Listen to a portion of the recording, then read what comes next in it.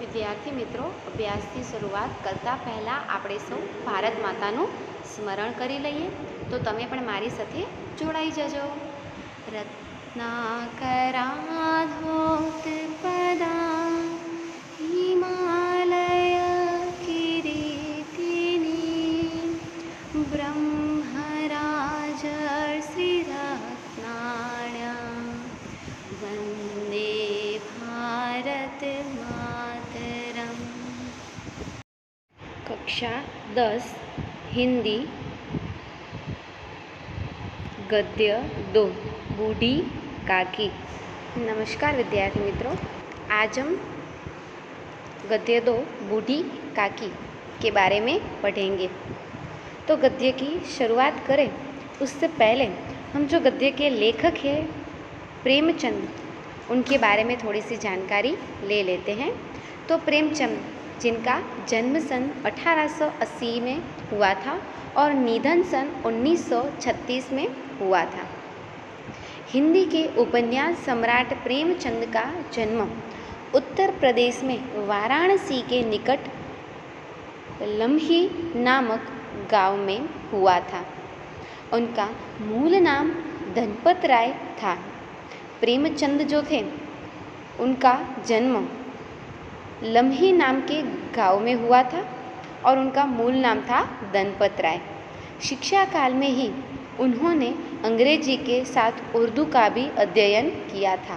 प्रारंभ में वे कुछ वर्षों तक स्कूल में रहे और बाद में शिक्षा विभाग में सब डिप्टी इंस्पेक्टर रहे. स्वाधीनता आंदोलन में भाग लेने के कारण उन्होंने नौकरी छोड़ दी और वे स्वतंत्र लेखन की ओर मुड़े. उन्होंने जो हमारी स्वाधीनता के आंदोलन थे वो आंदोलन में उन्होंने अपना योगदान दिया था और उसी योगदान के चलते उन्होंने अपनी नौकरी छोड़ दी थी और उसके बाद वह स्वतंत्र लेखन की ओर मुड़ गए, मतलब अपना कुछ लिखते रहते थे. वे हिंदी ही नहीं बल्कि समग्र भारतीय साहित्य के महान व्यक्तित्व हैं. यह कहा जाता है कि प्रेमचंद जो थे वह हिंदी के ही नहीं बल्कि संपूर्ण भारतीय साहित्य के महान व्यक्तित्व हैं. अपनी आवाज़ जनता तक पहुंचाने के लिए उन्होंने उपन्यास, कहानियाँ और नाटक लिखे. उन्होंने अनन्य भाषाओं से अनुवाद किया, निबंध लिखे तथा बालोपयोगी साहित्य की रचना भी की. उन्होंने बहुत सारी भाषाओं में अनुवाद किया था और उसके अलावा उन्होंने निबंध भी लिखे थे और बालोपयोगी जो साहित्य प्रकार होते वो भी उन्होंने रचे थे. गबन, वरदान, प्रतिज्ञा, सेवा सदन, प्रेमाश्रय, रंगभूमि, कर्मभूमि, निर्मला, कायाकल्प, गोदान, मंगलसूत्र उनके उपन्यास हैं. मानसरोवर 8 भागों में उनकी लगभग 300 कहानियाँ संग्रहित हैं. मानसरोवर जैसी 8 भागों में लगभग उनकी 300 जितनी कहानियाँ उन्होंने लिखी है. प्रेम की वेदी, करबला और संग्राम उनके नाटक है. कुछ विचार, कलम और तलवार और त्याग आदि उनके निबंध संकलन है. यह जो कहानी है बूढ़ी काकी, उसमें प्रेमचंद ने ऐसे दयनीय वृद्धों की अवस्था की ओर हमारा ध्यान खींचा है जिन्हें उपेक्षा मिलती है और जो जीवन के हर क्षण का आनंदपूर्वक उपभोग करना चाहते हैं. यह मूल कहानी का संक्षिप्त रूप है. इस कहानी में संक्षिप्त रूप में प्रेमचंद हमें यह कहते हैं कि उन्होंने इस कहानी में बूढ़ी काकी में जो वृद्धों की अवस्था है उनकी तरफ हमारा ध्यान खींचते हुए बहुत दयनीय अवस्था यहाँ पे बताई है बूढ़ों की.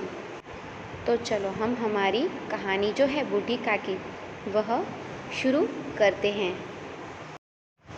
बूढ़ापा बहुधा बचपन का पुनरागमन हुआ करता है. यह कहा जाता है कि बूढ़ापा जो है वह बचपन का पुनरागमन मतलब वापस आना, जब हम बूढ़े हो जाते हैं तो हम जैसे बचपन में थे वैसे ही हम हो जाते हैं, बिल्कुल ज़िद्दी, जो वस्तु चाहिए वो हमको चाहिए होती है, वैसा हमारा स्वभाव हो जाता है बूढ़ा होने पर। बूढ़ी काकी में जीभ के स्वाद के सिवा न और कोई चेष्टा शेष थी और न अपने कष्टों की ओर आकर्षित करने का रोने के अतिरिक्त कोई दूसरा सहारा था। बूढ़ी काकी जो थी उनको अपने जीभ के स्वाद के सिवा और कोई भी चेष्टा शेष न थी। चेष्टा मतलब इच्छा, बस उनको एक अच्छे अच्छे स्वाद वाले खाने व्यंजन चाहिए होते थे और कोई उनकी इच्छा नहीं थी। और उनके जो कष्ट थे, जो दुख थे, वह दुख में दूसरों को आकर्षित करने का रोने के अलावा और कोई भी उनके पास दूसरा सहारा नहीं था। समस्त इंद्रियां हाथ और पैर जवाब दे चुके थे। उनकी सारी इंद्रियां और हाथ पैर भी जवाब दे चुके थे। जवाब दे चुके थे मतलब काम न करना। जमीन पर पड़ी रहती और घर वाले कोई बात उनकी इच्छा के प्रतिकूल करते, भोजन का समय टल जाता या उनकी मात्रा कम होती अथवा बाजार से कोई वस्तु आती और न मिलती तो वे रोने लगती थी। विद्यार्थी मित्रों, यहाँ पे बहुत ही आईएमपी प्रश्न एक है कि बूढ़ी काकी कब रोने लगती थी।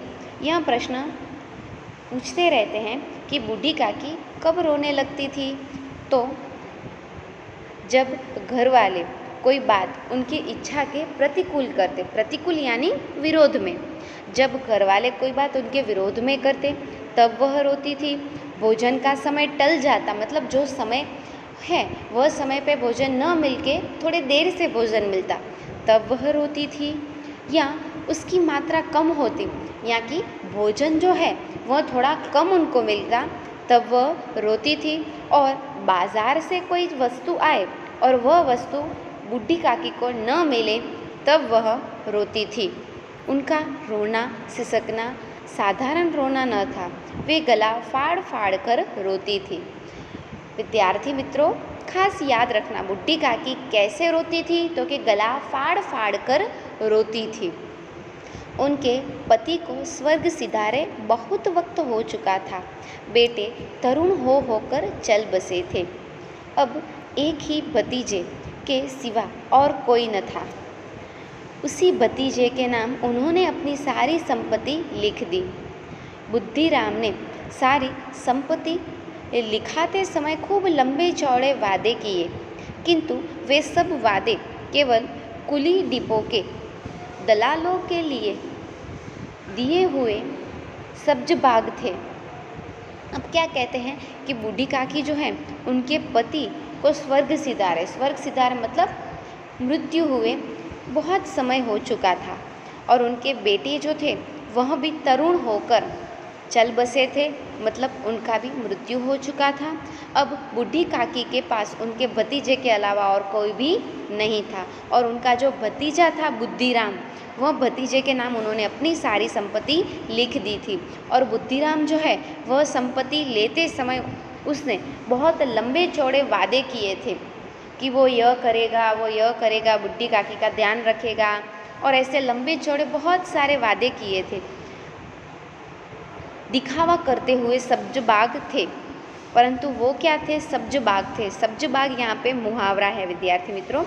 सब्ज बाग दिखाना मतलब बहुत झूठे लंबे चौड़े वादे करना, बड़े बड़े झूठे वादे करना।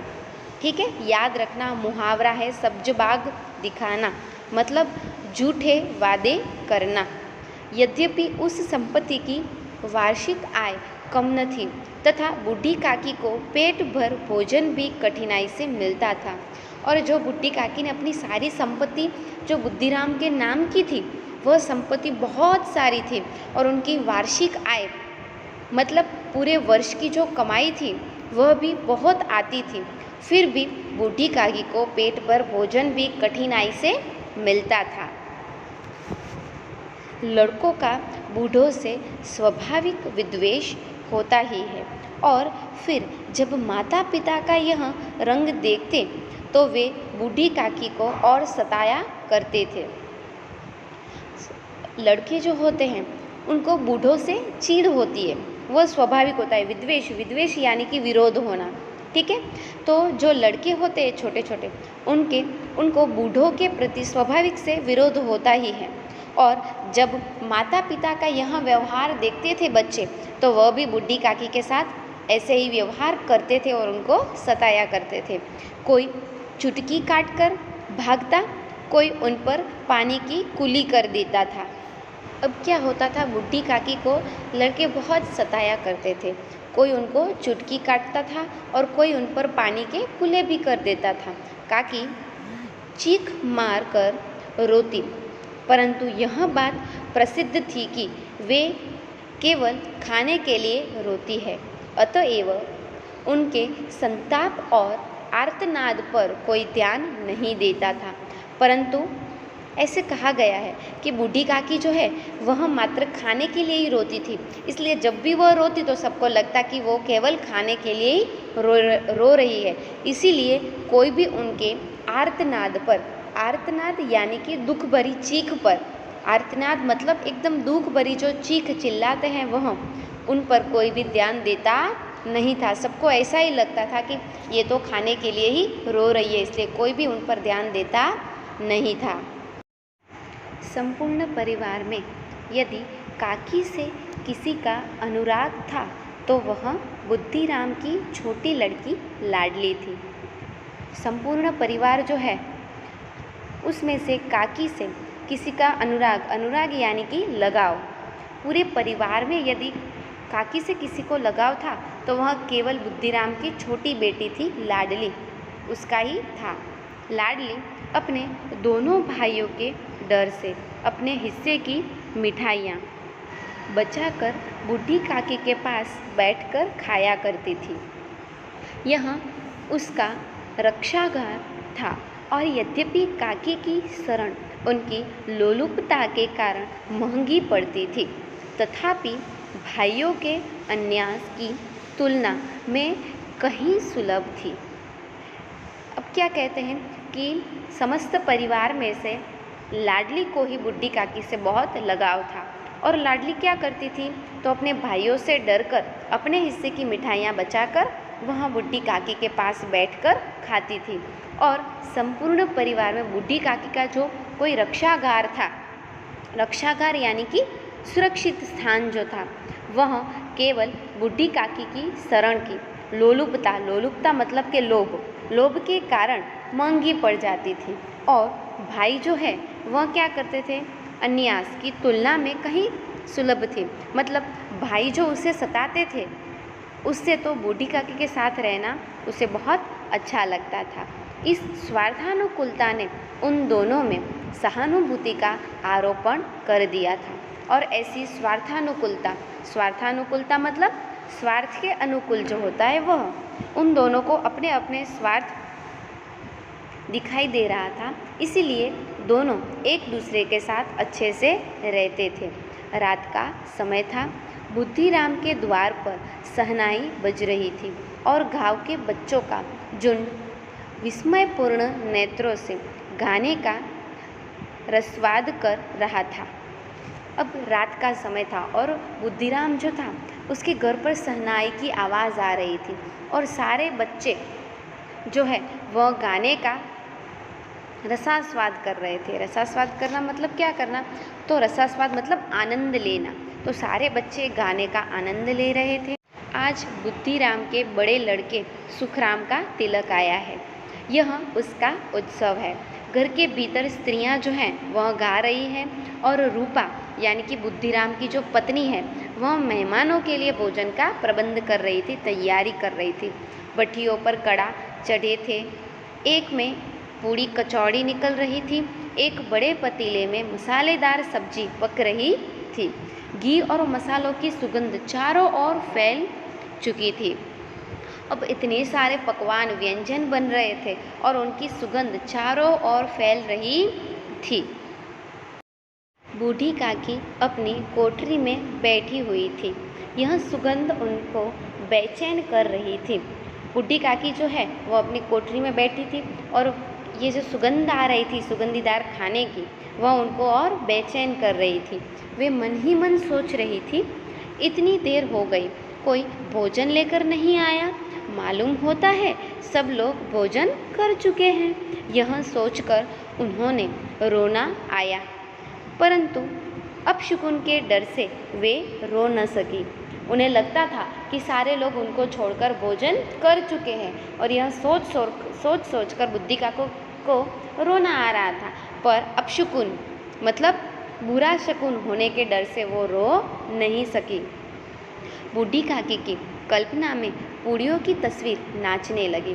अब बूढ़ी काकी जो है वह बैठे बैठे कल्पना कर रही थी, और कल्पना में उन्होंने पूड़ियों की तस्वीर देखी। खूब लाल लाल, फुली फुली, नरम नरम होगी। कचौड़ियों में अजवाइन और इलायची की महक आ रही होगी। एक पूड़ी मिलती तो ज़रा हाथ लेकर देखती, क्यों न चलकर कढ़ा के सामने ही बैठूं। इस प्रकार निर्णय करके बूढ़ी काकी उकड़ू बैठकर हाथों के बल सरकती हुई बड़ी कठिनाई से चौखट से उतरी और धीरे धीरे रेंगती हुई कढ़ा के पास आ बैठी। यहाँ आने पर उन्हें उतना ही धैर्य हुआ जितना भूखे कुत्ते को खाने वाले के सम्मुख बैठने में होता है। अब क्या हुआ कि बूढ़ी काकी जो है वह कल्पना करने लगी, और कल्पना में पूड़ियों की लाल लाल, फुली फुली, नरम नरम ऐसी तस्वीर उन्हें दिखने लगी, और कचौड़ी में अजवाइन और इलायची की महक आने लगी। और उन्होंने सोचा कि क्यों न चलकर मैं कढ़ा के सामने ही बैठूं। इसलिए उन्होंने निर्णय किया, और काकी उकड़ू यानी क्या होता है, तो उकड़ू यानी घुटने मोड़कर हम जो बैठते हैं वैसे।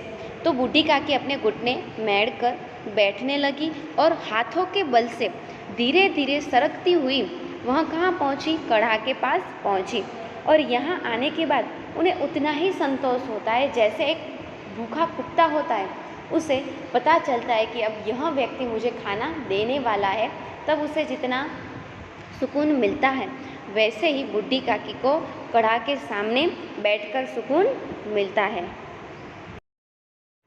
बुद्धिराम की पत्नी रूपा उस समय कार्यभार से परेशान हो रही थी।